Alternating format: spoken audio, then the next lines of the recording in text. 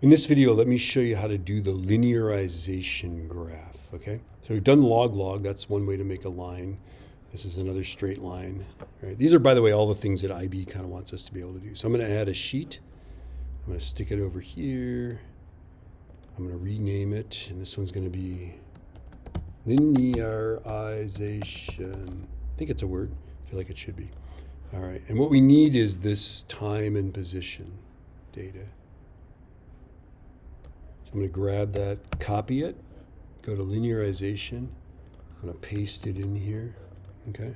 And what I want is I want a column in between here that is time squared. Here's why, because S equals 1/2 AT squared, right? If I graph S versus T squared, I should get a straight line with a slope of 1/2 A. This is a simple concept, right?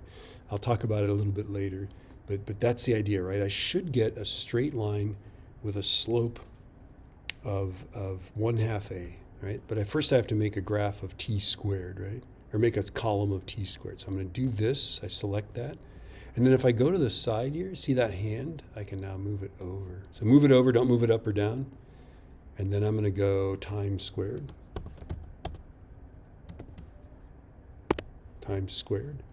Okay, and then this equals... So type equals, click in that first cell, type equals. This cell here, notice if I click there, it's cell A3, right? And then I'm going to square it, so caret 2. Hit enter. It suggests, hey, let's square everything, right? Sure, let's do it, right?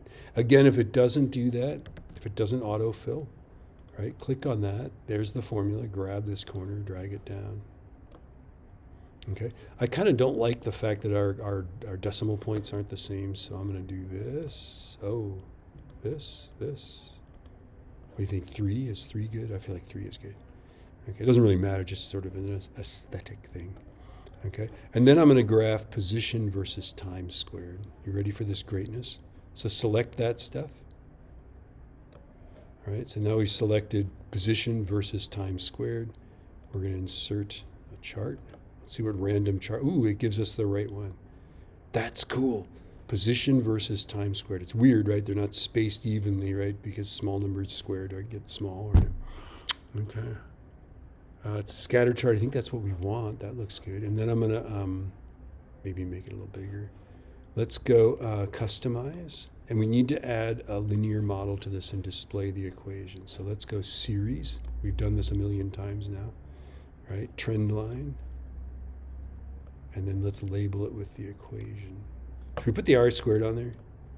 Oh, wow, look at that, huh? 1. It's approximately 1, right? It's not exactly 1.